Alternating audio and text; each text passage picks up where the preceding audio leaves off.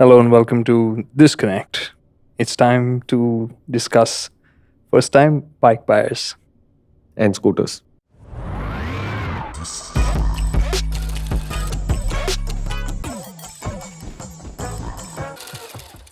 Okay, where do we start with this?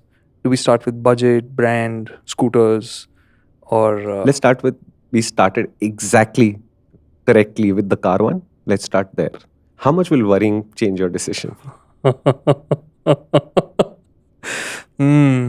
think most of the time first bike is low, isn't it? Low. And love is blind.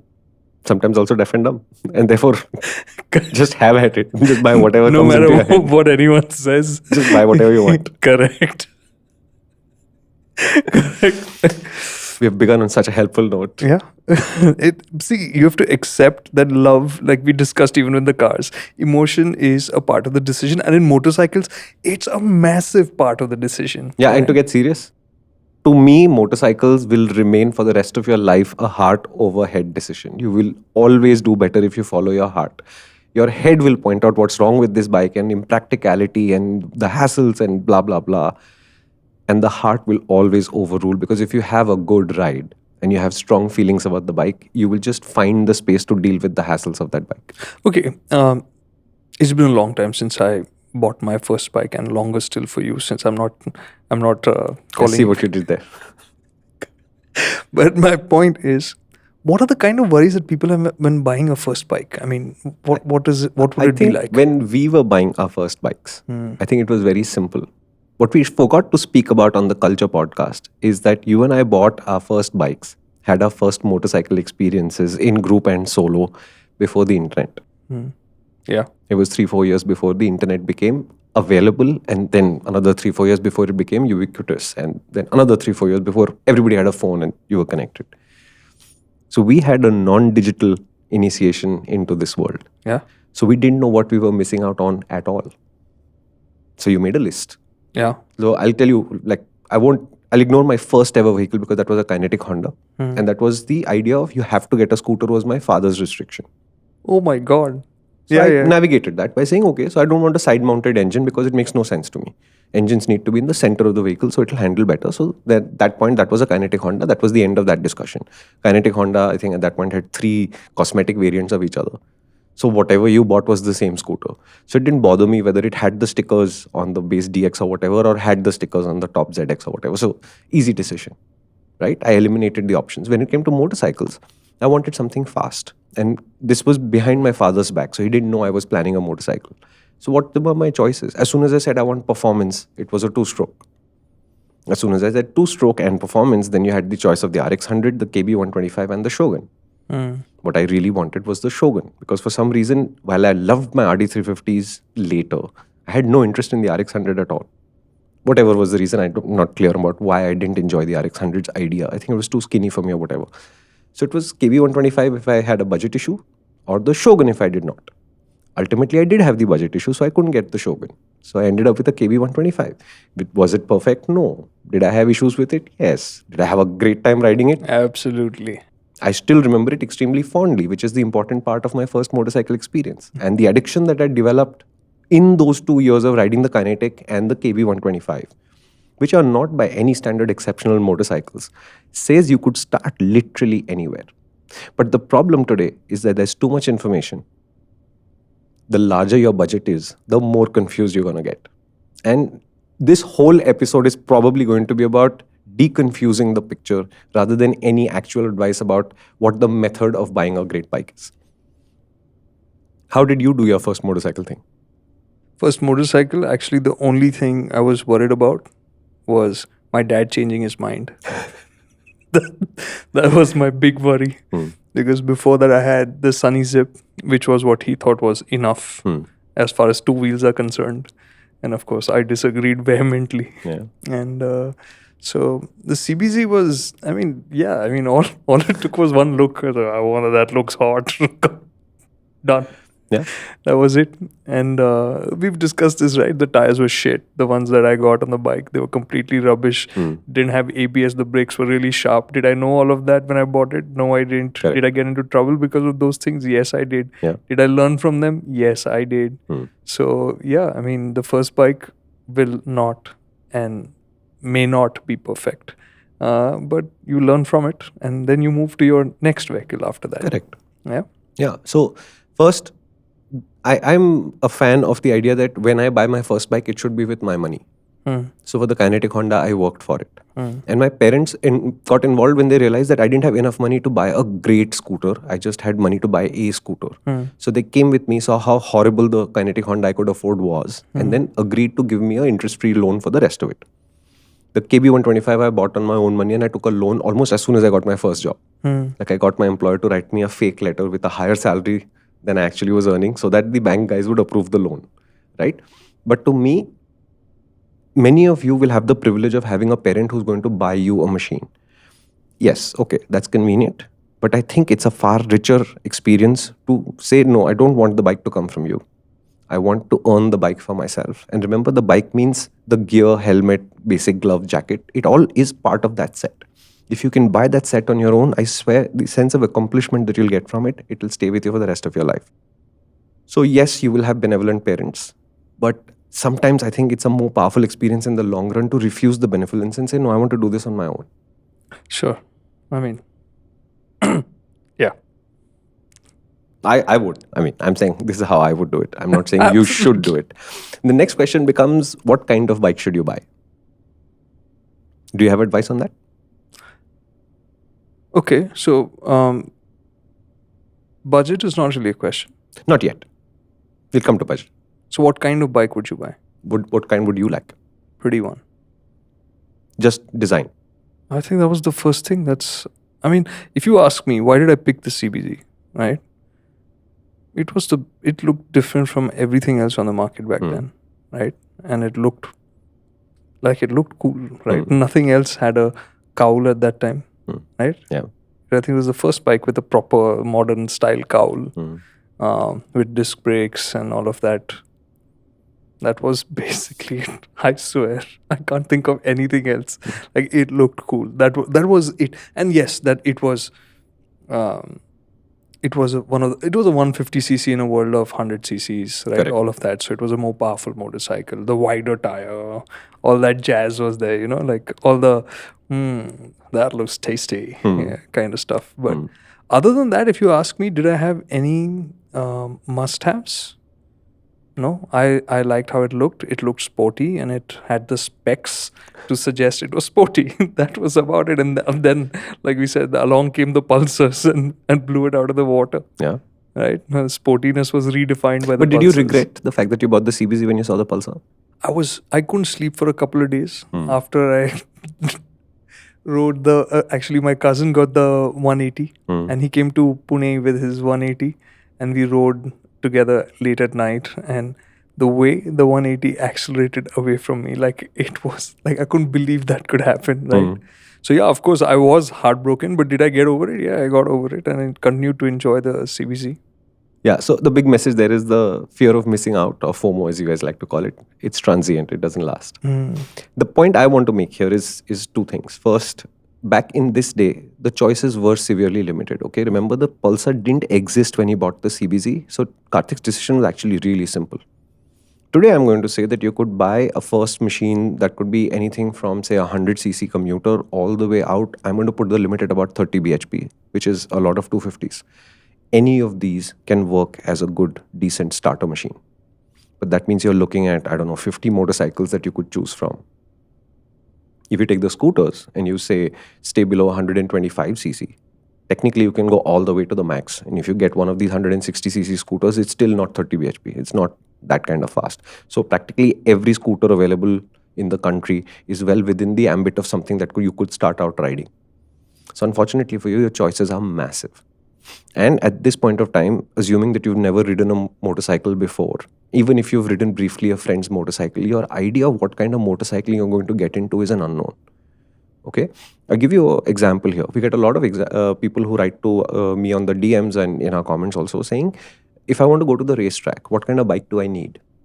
And our usual advice is you don't need a specific kind of bike to come to the racetrack at the beginning. Because at the beginning, you will learn so much so fast that the kind of machine you ride is not going to interrupt your flow. That happens quite a bit later once you settle in and you start hitting the physical limits of that machine. And it's not even like you're at the edge of your tire extracting all the grip. It is just that now the way you sit is interrupting your flow and not allowing you to practice something further.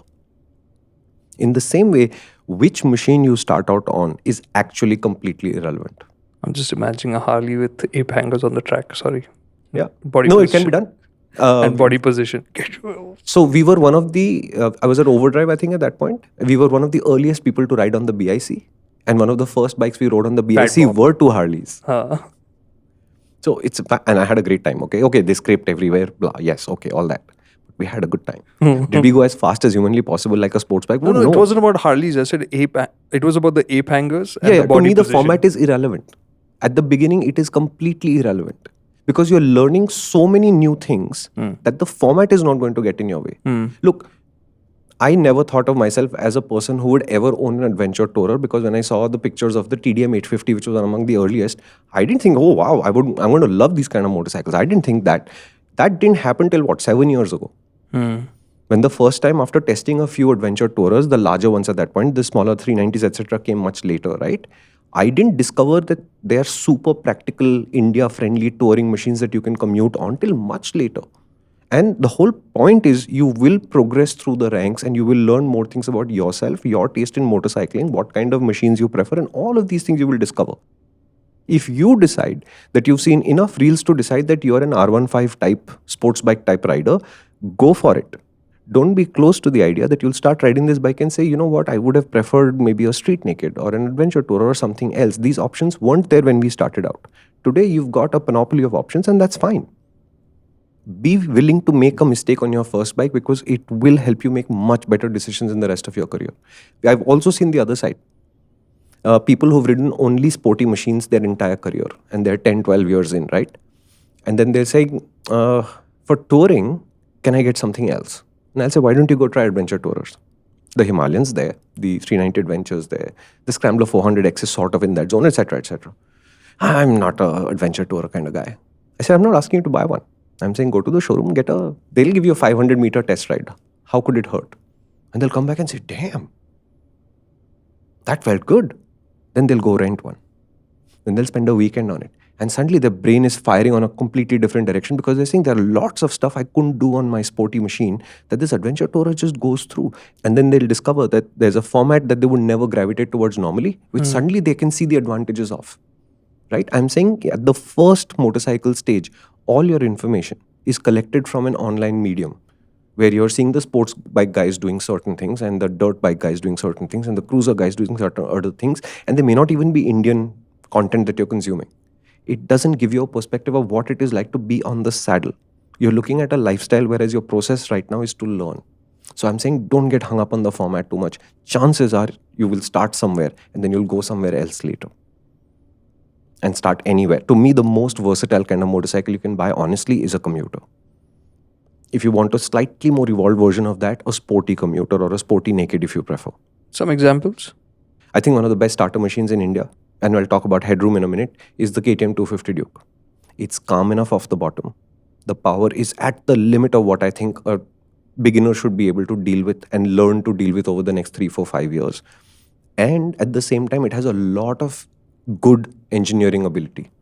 So it will show you what good handling is. It will show you what good brakes are. It will show you what decent suspension feels like. So the baselines that it will set for you are in an excellent place. If you don't want that kind of sporty, we haven't tested the Maverick yet, so I'm not willing to recommend it whole and soul yet, but try a Maverick out. It will give you the sense of what a comfortable bike's baseline needs to be. And remember, this is a 440cc motorcycle, but I'm saying think of it as a beginner because it only makes 27 bhp. It's not stupidly powerful. And how much does the Maverick cost? It's under 2 lakh rupees starting. Okay. It's not expensive. Okay. Anything closer to the lakh mark that you would think of? All of the 160s in India are excellent machines, right? So if you get an RTR 160, try and get the 4-valve instead of the 2-valve. Yeah. It's an excellent starter machine. It'll give you a sense of what sporty looks like, what comfort looks like. It's smooth. It'll set your expectations in the right place. The N160 is a very close rival. It's also a good machine. right? So to me, don't get hung up on, I just have a commuter. If you have a Shine, for example, which is just a 125, a Shine is a lot of motorcycle at the beginning. Right. It's a great motorcycle. Yeah. And you'll run out of the idea saying, oh, I'm getting bored of this machine. I promise, if you're a dedicated rider working on your skills, trying to have a great experience, slowly leaving town, going 100 kilometers, even then a 125 will keep you interested for at least 2 years. And to me, any machine that keeps you interested for 2 years, if you can afford to be a little bit less interested in the third year, I think it's done its job. Okay. Coming back to what you said earlier about it'll be more satisfactory if you save up your money and buy your first bike yourself. And agreed, good point. I'd much rather just get on a motorcycle as quickly as I can. But how did you go about planning that? And at what age did you get your first motorcycle? I was in first year of college when the money happened. I bought it in the third year of college. So I would have been 19 or 20 or something. You started working in first year of college? We did a summer training kind of thing. We earned some money off it. Okay. So I had, I think, 6,000 rupees or something. So I went to the kinetic guy because I knew dad would put the scooter stipulation. And he said, for that kind of money, I'll find you some ratty old kinetic Honda. And he was basically going to show me ratty old kinetic Hondas that day. And he had lined up 3 or 4. But when my dad saw what state they were in. So you started planning when you were 17? I knew that I loved motorcycles. That was clear. So whatever money I was earning at that point of time from whatever source was going right there because I was living with my parents and I had no real expenses. So I think the point to keep in mind is if you want to do that, and that is a lovely idea, no doubt. Don't wait for you to turn. I mean, don't wait to turn 18. Start working towards it well in advance, and get your little kitty together. Whether it's the full money, whether it's the down payment, or whatever it is, right? That chunk that you want, at least a baseline. You can set a marker. Yeah. Right? So that you know that by the time you're of legal age to ride, Yeah. you have that in place to get yourself a set of wheels. Yeah. Right? And it's not just the money that you're investing. Remember this. If your parents don't think you're a responsible child, and it's not a gender thing, it's a responsibility thing. What a lovely point. Yeah. If they don't think you're responsible, you're not going to get a motorcycle. So if you think as you become in your teen years and the hormones are playing nasty with you and you're going to throw tantrums, misbehave and all of this stuff, and that's going to help you convince them later that you're going to buy a motorcycle, you're barking up the wrong tree. It's not going to happen. That's a great point. You know how I finally convinced my dad to go for a motorcycle? I actually wrote him an email in which I listed reasons as to why a motorcycle is better than a scooter. And when he read that, that is when he agreed to get a motorcycle. So that's actually, so it shows that you're maturing, growing up, whatever. Yeah, so I'm saying you have to convince your parents at a very, very basic level that you are growing up to become an intelligent, well-adjusted human being who can use their brain, make good decisions and follow through on your own decisions. If they can trust you to do this, the resistance to the idea of, oh, motorcycles are unsafe, two-wheelers are unsafe, just take the bus, it is a heck of a lot less. And yes, you will have a few parents in there who will have had an experience with a friend who expired or had a bad crash or whatever, and those walls are much, much higher and much harder to climb. And I'm sorry that you have to go through that, but it is how it is. But in my experience, parents are not irrational. They're just trying to protect you. You have to convince them that you're aware of the risk and you know what to do about it. And usually parents will come around, and even if they take time, they'll come around. But if they think that you are not going to behave well once you get the keys, then you're not getting a two-wheeler. There is no way to do it. Right? Yeah. And the scooter and motorcycle thing, let's just quickly get through that. The safety angle, motorcycles are safer than scooters. There's no two ways about this. The larger the wheel, the more stable the machine is. Simple. The better the ride quality is. Simple. And inherently, motorcycles have better suspension. So, yeah. So whatever you do, scooters are not as safe as motorcycles. This is the argument that my father made. And this is the argument that I could not refute. But I realized I was picking my battles. And I was saying, he knows I'm responsible. And if he's allowing me a scooter, I'll take a scooter. It's fine. Because I'm starting out. I have so much to learn. In a year, I will have convinced him that a motorcycle was okay. And what actually happened is he came home. There's a scooter parked usually next to his car. But it's not a scooter today. It's a motorcycle. And he's like, somebody's parked a bike in your slot. And I'm like, no, actually, that's my new bike. So my parents aren't like untrusting of me. So my dad's first reaction was, where did you get the money to buy one? So I said, no, I got a loan and I paid the down payment, and where's the kinetic? And I just sold the kinetic, and that's the money that went in the down payment and whatever. How will you manage the EMI? But that was it. But remember that entire year, I had already was wearing a denim jacket through whatever Delhi weather it was, because that's about as much protective gear as I could find at that point of time. There wasn't any to buy. I bought whatever was the best helmet I could research and find at that point of time, and I wore it religiously everywhere. And there were no protective gloves, so I was wearing whatever gloves I could get all the time too. This was true in the winter when it was cold and it was convenient, but it was also true in the summer when it was 48 degrees outside and inconvenient. But they'd seen that pattern over the year, that I was being careful about it. I was doing a responsible job. So moving from a scooter to a motorcycle was no longer a big deal in the house. They were just surprised that I quietly do this. Superb. Yeah, so when that garage expanded from 1 to 2 motorcycles to 3 motorcycles, there were no more shocks in the system. They knew this was going to happen. But I was having a crash-free time. There were no incidents to report. Nobody was coming and say, I saw your son riding like a jackass. We were okay. And for guys, in case where parents are unwilling to get a motorcycle, both of us started off on the less impressive kind of two-wheelers. Yeah, start. Right? Start. And remember that today the scooters that you're getting are so capable, right? Whether it's in terms of performance, because today a scooter getting to 80 kilometers an hour is not an issue at all. It's smooth, it's functional, it's comfortable enough, and it is a very useful tool, 100%, right? Yeah. If mobility is a concern, don't shoot yourself in the foot. Get a scooter, get on with it, and like Shumi said, earn trust. When you do, or if it's financial ability, if you need to build that, take that. Use that time to build it up. Yeah. And when you're ready, make the move. And if you worked for your own first machine, you'll value it a heck of a lot more than if you were given the machine. He's rubbing it in. Man. No. I'm not saying this. I'm saying my parents simply could not afford to give me a machine. And they were very clear about it from day one, saying, if you buy a two-wheeler, it will be on your own steam, because A, we can't afford it. B, we don't think this is an expense that is required. Oh. This is a luxury. You're living in my house anyway. You want to do the luxury thing, you earn your money and you do your luxury thing. I am not going to do it. My job as a parent is to give you education. I will make sure you never run short of books, is to allow you to explore avenues. So if you want to play sports and you need a new tennis racket or whatever, I'll get you the tennis racket. To keep you clothed, etc., etc. These are my basic responsibilities as a parent. I will do these things. All of these luxury like motorcycles, don't eat my head. When you have the money, we'll discuss. So I should say thanks, Papa. No, you should figure out what happens when Sirhan comes to you and says, Papa, I want to buy a motorcycle. Well, he's already set his sights on some. Yeah, it's still 8 years before he has to face this, so we are okay. So 2 things that I want to just quickly summarize where we've been so far. One, I'm not too concerned about your budget because you'll have your own individual restrictions. First, remember to earn the trust of your parents, and it cannot be done because you've just turned 18. Whether you're funding it yourself or whether they're funding it, that is a fantastic point. That trust aspect is so important. And now that I'm picking it off of the question that he asked me about when Siran, my son, is 18, what next? What happens then, right? Because as I can see it now from a parent's viewpoint, the fear is there. Of course it's there, because a motorcycle, you are unprotected, right?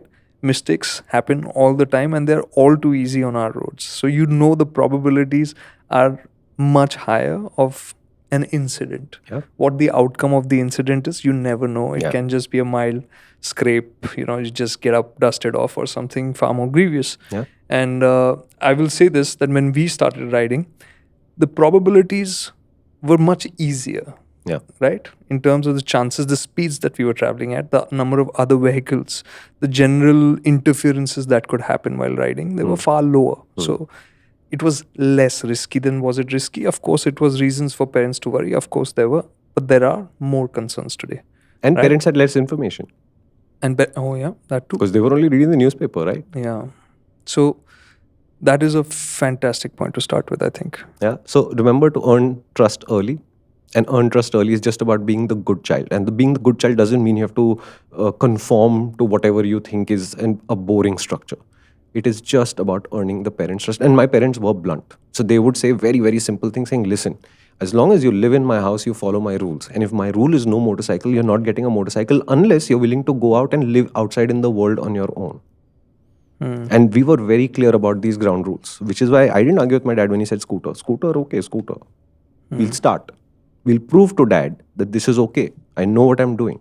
And it worked. And my household was an anti-two-wheeler household. So I had to start with two-wheeler. Not even like first thing was no two-wheeler. Use the bus. You're not allowed two-wheelers. So one is the trust side, the other is the budget side. Budget sides will depend on you. Okay. And to me, remember, making mistakes along the way is a good way to learn. It is troublesome, it is a hassle, it will cause emotional distress also, but it's a good way to learn. So if you have a really low budget and you want to buy something used which proves to be unreliable, you will not enjoy that experience in some parts. You will still learn, and you will learn new things. Like the KB125 was largely reliable. So I didn't learn anything mechanically about this machine. I didn't know anything. I just knew how to ride it really quick. But my first RD350 was not that reliable. And I learned a lot of stuff about motorcycles having to deal with that machine's idiosyncrasies. My second RD350 was completely reliable, but therefore it was slightly more boring to ride than the first one because the first one needed a lot more engagement from me. So there are two sides to this picture. Don't worry about it, right? If you've set your sights on a 250cc machine to start with and all you can afford is a used one, okay, maybe you'll get a lemon. But the chances that you'll get a total lemon today with how good the engineering has become are very low. If it's been abused, you might have one big time expense where you'll replace a lot of parts and bring it back to what is normal. Ideally, yes, you'd like to buy something new so that you know it reliably runs. There are no real caveats in terms of brands here, except for the fact there are certain brands who have a reputation for being unreliable. Avoid those as your first purchase. Like Java, for example. We know that Java's service experience isn't great, and the machines they've made so far haven't been great. The Java 350 is the first sign that they're working on product quality. So should you be buying a Java machine as your first machine? No, you shouldn't. It's obvious. Like, other people like Royal Enfield used to have a similar reputation quite a while ago, but their current machines are turning out to be pretty reliable. So if you wanted to buy a Royal Enfield as your first, I'd worry about the fact that this is a fairly large machine. And are you ready for the first 3-4 months of getting used to the weight of this thing? After those 3 months, it's never going to bother you again. Right. If you're up for that challenge, yeah, sure, go for it. It is reliable today. Right? Honda has a reputation for reliability, but today the bikes that they make in India aren't great bikes. So would you have a hassle-free experience with a Honda motorcycle? Yes, I think you would. But would you enjoy this experience as much as with something else? Maybe you wouldn't. This is a trade-off that you'll have to choose. Suzuki's are very high quality, very reliable. Both their motorcycles are really old today. But these are small considerations. I can't see any of these brands totally failing you and you end up with a total lemon. It's just a lot easier. If you were to close your eyes and pick a motorcycle today, you'll probably have a good time. Okay. What about Hero? We've been hearing about issues with Heroes. So Hero's thing is their commuters actually work quite well. So if you're buying a Hero from 0 to about 125 cc's, I don't think you have much to worry about. They run. And if they didn't run, Hero wouldn't be as large an organization as they would, because that's really where the bread and butter is. Above that is where they're growing into, where the technology is newer to them, deploying this technology is new to them, etc., where there is a lower probability of it being that kind of effortless. So we have heard sporadic complaints about X-Pulses, and more recently, the Charisma test bike was not in a great shape. Maverick was in a great shape, but the Maverick and the Harley are their best engine today, etc. So is it less predictable than, say, the Honda or the Yamaha or the Suzuki experience would? Yes. Is it going to die on you and strand you? I still don't think so. But we know Hero service is a little bit difficult because they're so crowded. It's not like service quality is poor, they're just overloaded, so it is poor. Whereas, for example, Honda knows how to turn machines around quickly, so you won't suffer so much. So there are these minor trade-offs. And I'm still saying you are fresh into the game because you're buying your first machine. Whether you go through hassle or you have a great time, in both cases, I think you'll enjoy yourself and you'll learn. One is harder, one is easier. People who go the hard way learn more. People who go the easy way have a better time, but they learn less. I think the trade-off just works.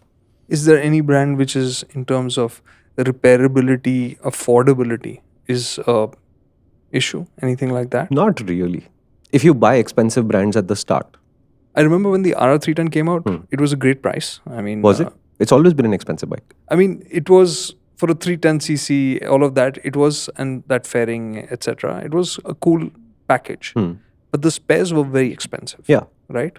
That was the catch. So if that is the concern, watch MotorInc. We always talk about service and warranty and how expensive they are. No, honestly, I'm not self-promoting. I'm saying this is not covered enough by all the other guys who do these reviews. It is not covered enough. We make sure we cover it so that this kind of information is easily available.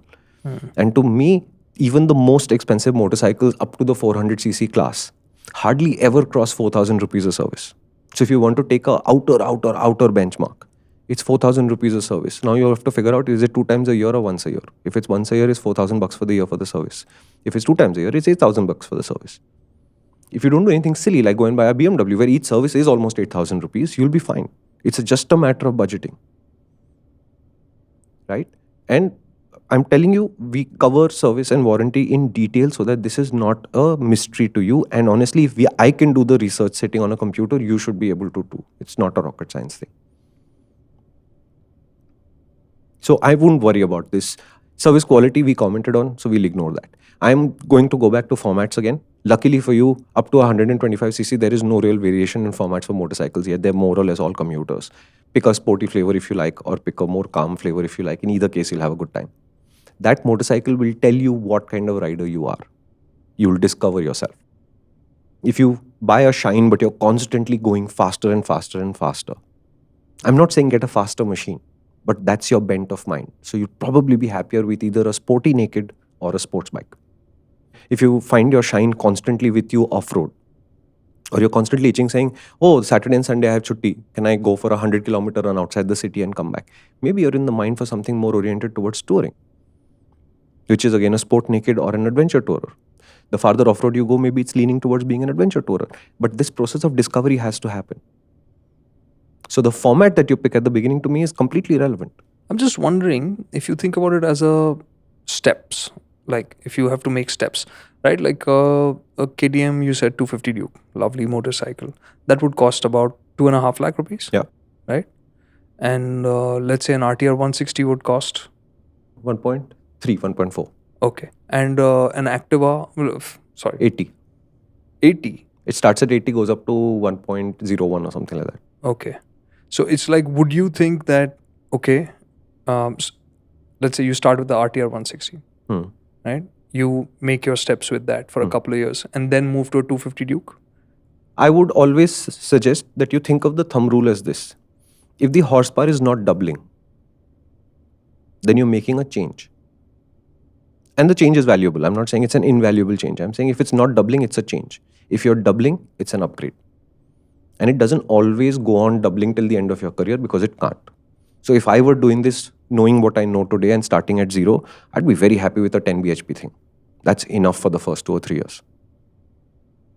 On that machine, learn to exploit all 10 of those bhp if you can, which requires investing in race schools, in track schools, which requires riding a lot, which requires buying the books for it, watching the videos for it, and then more importantly than reading and watching, going out and practicing those skills so that you become really good at using all of those 10 bhp. Right? After I'm done with that, when I start to get bored, I start to look for my next machine, and that looking for the machine can last as long as 6 months if it needs to, because I'm not instantly bored of this bike. I'm enjoying the fact that I can get all of this performance to work for me. But from 10, I don't want a 15. I want to jump to a 20. Right? At 20, you're looking at bikes like the R15, for example, in India today. Then I do the same thing again with the R15. Can I learn to exploit all 20? Which again means more reading, more watching, a lot more practice, a track school maybe, and you're still working on your skill. And the idea is I'm using this 10 to get ready for the 20. And the time I have with the 20 is what I'm using to get ready for the 40. And from 20, I go to 40. And remember what we said about 40, we did it in a MotorInc first and we put it out as a short. At 40 bhp, you are in the dream bike zone. This bike will do 90% of your dream, whether you upgrade later or not at all. It doesn't matter. It's there. It's got the performance. From 40 bhp, you can now do whatever you want. Most of the time, I would still recommend you get to something with 80, 90, 100 bhp, no more. After that, the world is your oyster because double of 100 is 200. 200 is about the maximum horsepower money can buy today. Calm down, guys. There's a way and there's time for that. Right? And if you assume that you're going to spend 3 years on each of these steps, which I think you should, because each of these steps has its own value, then you're looking at 3 years with your first bike, 3 years with your next bike. In 9 years, you're on a 40 bhp bike. So it's taken you 9 years to have lots of skill, lots of knowledge, lots of experience, and you're on a reasonably fast machine that will do your dream. And now you have 30 more years of riding left to explore the world with, as an extremely skilled, extremely experienced rider who's come up the ranks learning things at a time. And all you've invested in all of these years is on just 3 motorcycles. At today's prices, that means you, let's say, you were extravagant about it. You put 2 lakh rupees into your first bike. The 400s are 2 lakh rupees now. So if you invest 2 lakh rupees in your first bike, you'll put another 2 lakh rupees in your second bike. You'll put another 2 lakh rupees into your third bike. In those 9 years, all you've bought is 6 lakh rupees of motorcycles. You haven't spent a lot of money. If you're careful, spend whatever was left over on, instead of buying exhausts, buy better tires. Instead of buying engine piggyback ECUs and all of this nonsense, buy better gear. And instead of saying, how do I spend more money on the motorcycle and wondering about it, go straight and go to a school who will teach you the methodical way of thinking about riding motorcycles better. These 10 years are a great investment. Okay, on that, how do you know you're ready for a motorcycle? Let's say I've been a scooter rider and I've been seeing, obviously, I want a bike. How do I know I'm ready to make that step? You're ready. You're ready. You can balance, you can manage throttle, brakes, that's enough. There is no challenge to this. There is no challenge. You will have the first 2 days of learning to release the clutch and learning to change the gears. It is not rocket science at all. The Ducati Riding Experience Level 1 program, they teach people how to ride a motorcycle from zero. Okay, so you show up. It's usually a go-kart track kind of thing. You show up knowing just to balance the machine at best. And then they teach you the rest of it in the space of a day. By evening, you know how to operate a motorcycle. You have the basics of good riding in place. It's that simple. So if you're already riding a scooter, you're 90% of the way there. I'll give you an example. I learned to drive a car first. And I'd ridden a kinetic Honda even before that. I didn't know how to change gears. But my brain translated the use of the clutch and the gears from my car to my motorcycle with no input ever. And I never stalled a motorcycle in the early years because of a lack of skill. I just knew that instead of using my foot now, I have to use the hand to do the same thing. And instead of using this hand to change the gear, I have to use the foot to do the same thing. It didn't take any time at all. So you will think that this is a big transition, but it's not. It lasts 3-4 days of this trying to remember where the muscle memory goes, but it settles in. And once it settles in, you'll be fine. So if you've never ridden before, right? So scooters actually sounding like a great place to start. It is. And there are good scooters today. Yeah. Back in the day, there was like Lambi Polo and all of this slightly hassly scooters. Today, you've got a plethora of good scooters. And I'm telling you, just avoid the boring ones if you want. It's fine. Yeah. Get a Suzuki Access 125. It's the sleeper of the year for the last 20 years. Nobody realizes how fast that damn scooter is. And imagine you can sell it internally in the family as the family scooter, right? Yeah. Even when you're done with it and want to move on to a motorcycle, it still has a purpose in the family. So that's money that's not gone down the drain. Yeah, and the Access looks like whatever it looks like. It's always been a fun scooter to ride. If I was starting out today and I had the same conundrum about which scooter to get, I would close my eyes and buy a Suzuki Access. Used, new, I don't care. Yeah. It's a fun scooter from day one. The Ntorq is a fun scooter. If you can afford an Aerox the first time out, you're young enough to deal with the stupid suspension at the back. But it's a damn fun and a damn fast scooter. And tomorrow you decide I want to try out touring and all of that, the Access has the performance to sit on the highway too. You can't miss. And it's smooth, it's quiet, it's reliable, all of that. All of that, right? I'm not going to the budget primarily because I think there's a great variation in what you will be able to afford as a youngster today. There will be people who are affluent enough to buy something much larger, and there will be people who are not affluent enough to buy much smaller. And I'm saying just start. Take the first step. Don't overthink the first step. Okay, and you have said the format is not important. You I'm can saying pick any format. Think of the basic commuter as the cleverest of all formats. It's going to be cheap to own. It's always going to give you fuel economy because it's built into it. It doesn't mean the chassis are terrible or the brakes are weak. They are always good. And for a newbie, 10-11 bhp is more than enough. Like honestly, Shine 125, we've both said this before. Beautiful motorcycle. Yeah, if Honda was still making the Twister, I'd tell you to get a Twister. The Twister was fantastic. That was it was just sporty. 110. Yeah. And it felt sporty for 110cc. It was fantastic. I really loved riding the Twister. So I'm saying don't discount small machines because all the reels that you watch are of the 1000 RR or a Panigale. It doesn't matter. Even those riders started somewhere. Right? Get your first bike going.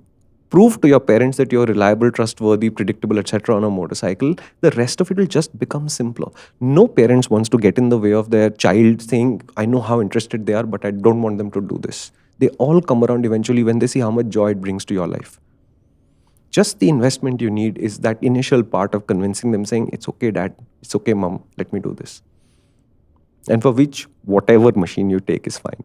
And I'm telling you, if you had a Shine 125 and you decided to sign up for track school and come, it doesn't matter how many years you've been riding the Shine 125, I think you'll have a great time. If you guys want to have your minds blown, just search for underbone races. Okay, just Google that. Yeah. Yeah. Because look, when we started riding the racetrack 17 years ago, what machines did we have? We were fortunate enough to have the R15 on a reasonably regular basis. It wasn't like we owned one. The Yamaha dealer in Coimbatore was kind enough to loan us one often enough. What we would normally get is CBR 250R, which was a pogo stick. The suspension just didn't work at the racetrack. It was too soft. But we had a great time anyway. And those days, the two-stroke guys would come. And then the jetting between Bengaluru and Coimbatore was different. And they spent half the track day trying to figure out how to get their bikes to run. And they had a great time too. They put half the laps of the four-stroke guys. It was still fun. And at that point of time, there were all kinds of machines in there, including a guy who showed up on a Super Splendor who we referred to on a previous podcast somewhere. It's not like he didn't have a good time. He was pasting that bike and he passed R15s in the process. And he got a lot of respect for riding a small machine so well. So I'm saying, get over this idea that I need a lot of horsepower in my life. That's the rest of your life. Imagine if you were lucky enough to say, I buy the Panigale V4R on the first day of, this is your first bike. And let's say that this didn't cause any problems for you and you have a great life. What the hell are you going to upgrade to? There's a story like, there's a friend of friend's friend who used to, and back in the days when, having a super bike was a big deal, right? So he used to have a super bike and he was the eldest brother. So he had ridden many different motorcycles. And then one day he managed to get himself a motorcycle, right? And which was an import. Of course, he was fully kicked. And his youngest brother, but started off on that. And if I'm not wrong, it was a 600. Yeah. Right? He was ruined. Yeah. Because after that, there was nothing that was good enough. Correct. Right? So he had jumped straight to the top of the rung. Right? Yeah. Imagine 15 years ago being on a 600cc. Right? Yeah. It was a big deal. Yeah. It's the equivalent of you riding a liter class machine today as your first. What are you going to upgrade to? So after that, that's not really nothing left. Yeah.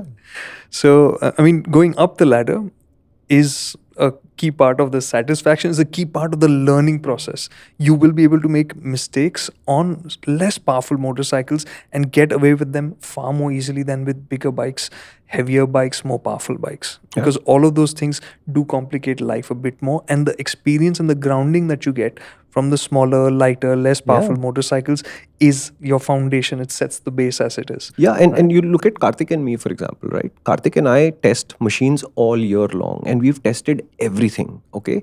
I'm not even a car tester, but the fastest thing I've driven is a Veyron, right? I've also driven a Maruti 800. In the same way, I still test 100cc scooters. My personal machine is a Multistrada and a Tuono, which are both 170-ish bhp. I see the full spectrum. I haven't forgotten how enjoyable the smaller machines are, right? Today, I've come to the office on a Multistrada V4, but tonight I'm going home on a Jupiter 125. And I am not fazed by this at all. And I don't think my morning ride was better than my evening ride because comparatively, they are two entirely divergent experiences.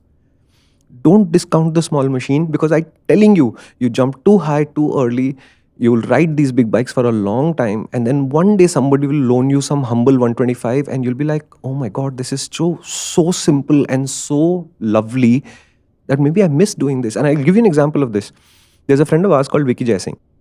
And we were borrowing Vicky Jaising's bikes for a long time for a lot of shoots that we used to do with Overdrive for the stories and stuff. And there was a anniversary edition Yamaha, an R1. We shot this. When we finished, it was midway through the day. It was super hot. And Vicky said, listen, dude, I don't want to ride this bike home. So I said, don't worry. You want to take our Yamaha Gladiator long-termer? I will bring the R1 to your house tomorrow, day after, whatever. And I'll take the Gladiator from you. After that, for a week and a half, 2 weeks, neither hide nor hair of Vicky Jaising was seen. Can I bring the bike? I'm busy, bro. Come tomorrow. Come. This went on in circles, okay? Vicky kept that bike for nearly a month. And when I went to retrieve this motorcycle and give the R1 back, because I don't have the confidence to ride the R1 every day, so right? So it's just clogging my parking.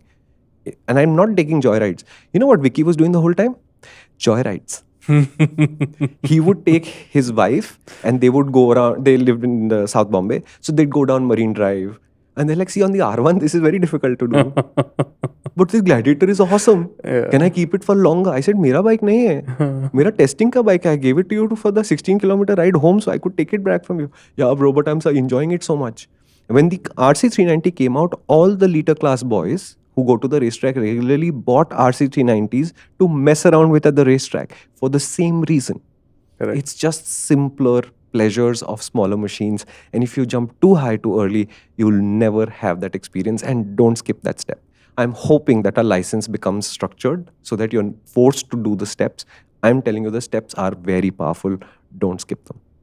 Actually, why should we wait for it to become a rule? I mean, the conversations that we're having with you are incredible. So if you are a first time bike buyer, you're looking to do this, do it for yourself. And I think it's become more and more clear through this conversation that a scooter would be a great place to start for people who are not comfortable balancing themselves on two wheels in the first place. Make it easy for yourself. Start there, and then 2 years, set it up. If it's not 2 years, if you have the money and that's not a concern, keep it a year, right? Yeah. Get comfy with the idea of being on two wheels, balancing, getting out, moving around, and then make your step to the motorcycle, right? And in that sense, when you move to that 250 or 300 or whatever, right, you'll be doing it with so much more ease and confidence, with so much more grounding, that you will max that bike out a lot more, Yeah. right, and a lot more safely. So I think that's a great Yeah. Now, we're this far into this podcast, and I haven't given you concrete advice yet. We've talked about the philosophy of it and all of that. Here's some concrete advice. First, learn to ride a motorcycle before you buy the first one if you can. This means borrowing and asking family members for help, which is where we started. Back in the day, I think my first ever ride was fully illegal because I was only in class 8. I was 14. We were in Gurgaon. And the neighbor said, have you ever ridden a motorcycle? Kamal. And it turns out it was another Kawasaki Bajaj, but KB100. And in the late into the night on some deserted road, they gave me the bike. What I remember of it is I was so thrilled. I think the bug started there. What I also remember is I didn't stall it. We went really fast. But I felt like I was in control rather than I was totally out of control. And the person behind me wasn't fully panicking. It was just after a while, he was like, okay, we've had too much of this. You want to slow down and you want to give me the bike back. At the beginning, if you can figure out how to ride a scooter or a motorcycle before you buy a first one, then you can go for a test ride and you're looking for what gives you the most confidence the fastest. At that stage, confidence is important because confident riders just ride better. So, do I want a challenge from my new machine? You're going to be challenged anyway because there's so much left to learn. So, you don't want a machine that scares you itself the first time out. You want a machine that you're saying, I can deal with this. Can I deal with this 100%? No. That's okay. But am I immediately scared of it? Is a bad feeling to start at. There are very few who have the mindset to say, I will conquer that feeling. Most of us will just say, can I feel confident on it? The Kinetic Honda was a great first scooter for me because it was a confident scooter. It felt like I knew what it was doing and it put me in charge.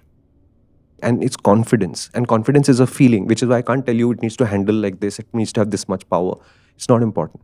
You should feel confident on it. And if it's 100 that gives you confidence, get 100, you're fine. Are there riding schools around? Like people, you get like how there are driving schools. Are there any kind? Unfortunately, no. No.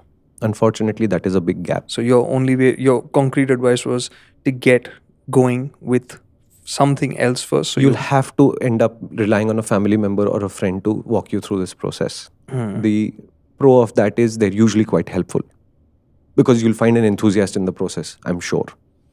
The con of that is whatever bad habits and things that they've cottoned onto which are not technically accurate, they will also pass those on to you. So they will, for example, tell you scooters are safer. That's not actually the case. But that's a thumb rule that you will get from a lot of people. So you'll get some bad advice in the process. And like we said, advice is advice. You'll figure out what is good, what is bad, hopefully without going through the pain of discovering it. But making mistakes is a way to learn. Don't discount it. Okay. Next, when you're buying your first bike, you're going to fall off that bike. It's almost a given. First, expect it. Making peace with the idea that if I ride a two-wheeler, I will fall off it early on in your career just makes things simpler later because it's not a shock to your system anymore. You don't have to discuss this with your parents explicitly at every opportunity you get. I've done that. That doesn't work very well. But The idea is accept that this is a riskier way to get around the city or whatever, and therefore the risks are bigger. Some of this you will mitigate today by buying gear, which you can. Back in the day, I couldn't. I didn't have a choice about it. You will mitigate this risk by having more skills. But eventually, even despite all of this, you will fall off and you will hurt yourself. The fact that you accept it means you'll bounce back faster. Some of you will discover that you don't like being injured and you will go off two-wheelers at that point. And don't regret it, it's okay. This is how you're wired and it's fine. Everybody should not be riding a two-wheeler because you think this is the only lifestyle to aspire to. Some of you just are designed for cars and it's fine. I'm not judging you. And for first-time buyers, my piece of concrete advice would be, if you do get a vehicle with Bluetooth connectivity, don't. If you do get a motorcycle which has a handlebar, don't put a phone clamp right there.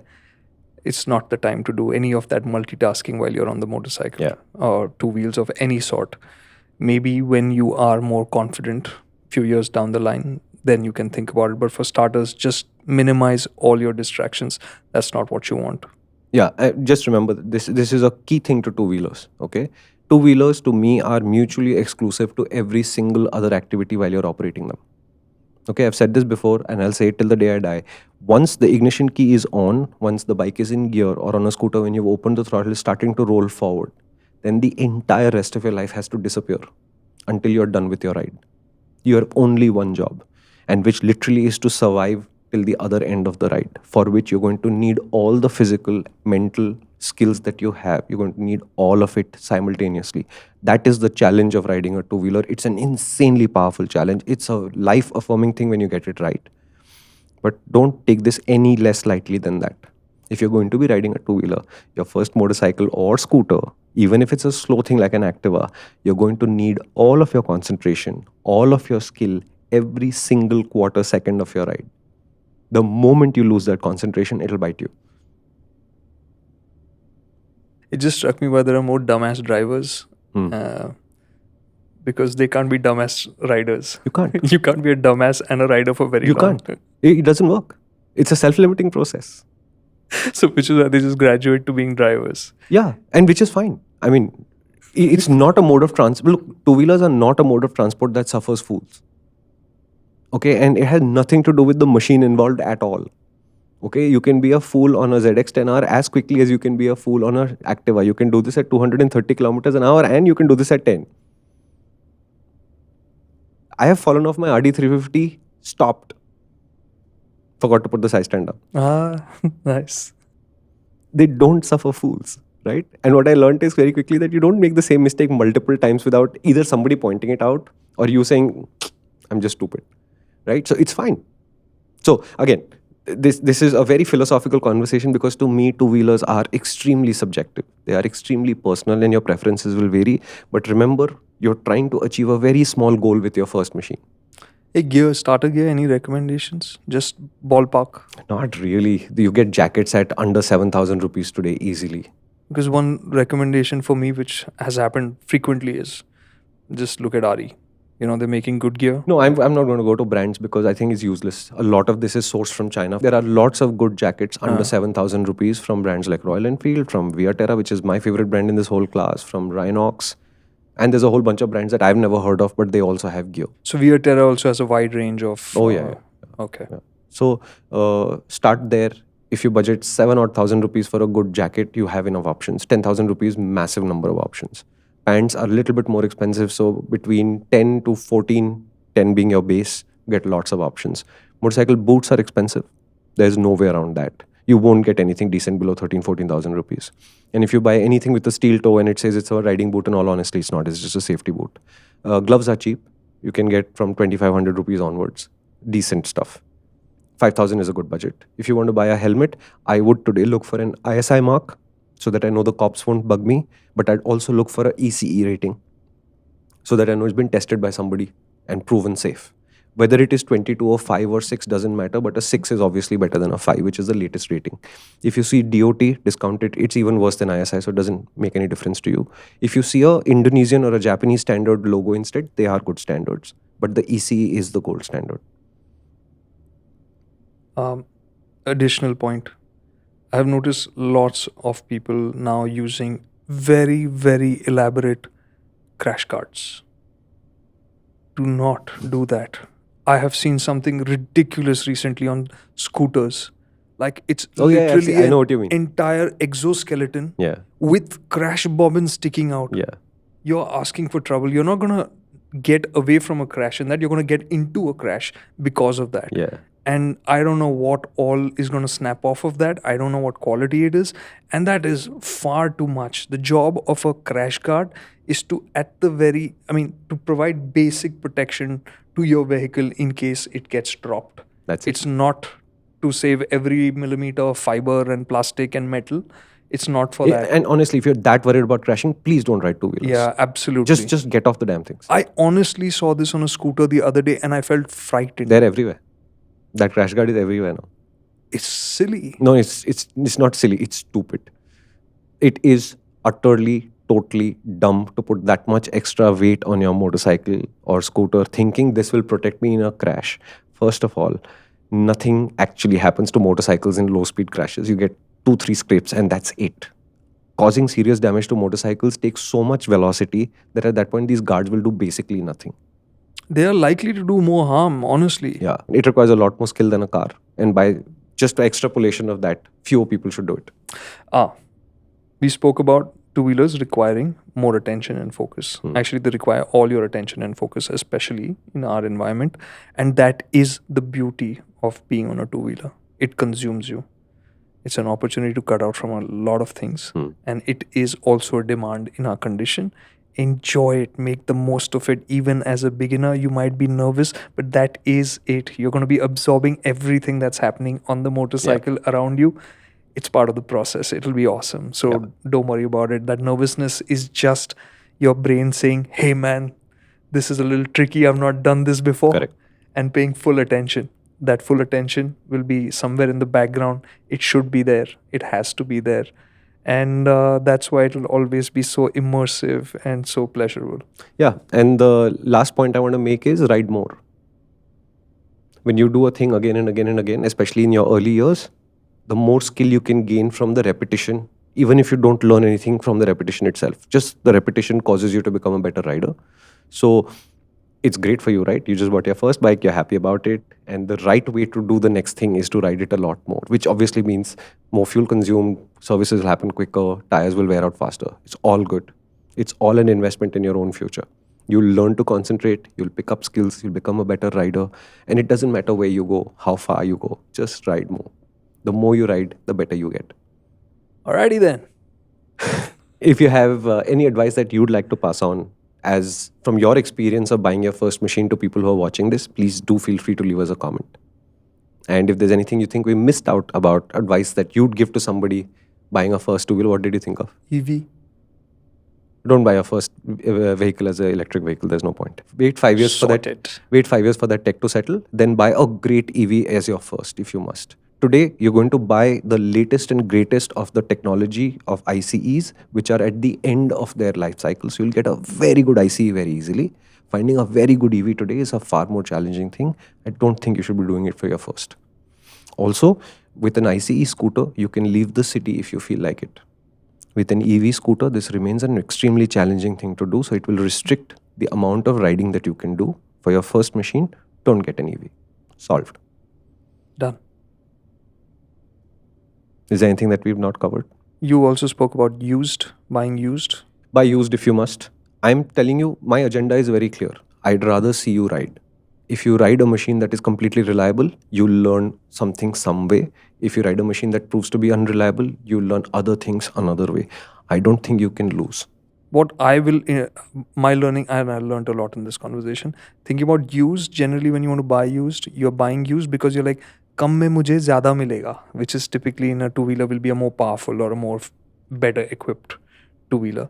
I would say don't think about it that way. If get a smaller vehicle any which way, don't stretch yourself in that sense. If that's money that you're stretched for a budget, you need that money any which way for your gear, for your fuel. Correct. Keep it for that. So the whole point of this is don't worry too much. Which motorcycle or scooter you buy is not going to really affect your first time experience.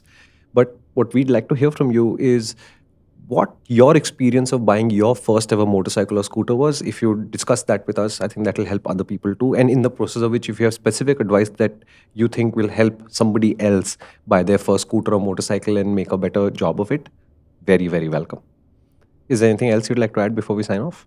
No, I'm looking forward to hearing from them. I mean, this conversation was an education for me. So let's see what more comes our way. What do you think we should discuss next? Ayyo, you choose. I don't know. I don't remember the list of topics. Okay, I'll tell you what. Let it be a surprise.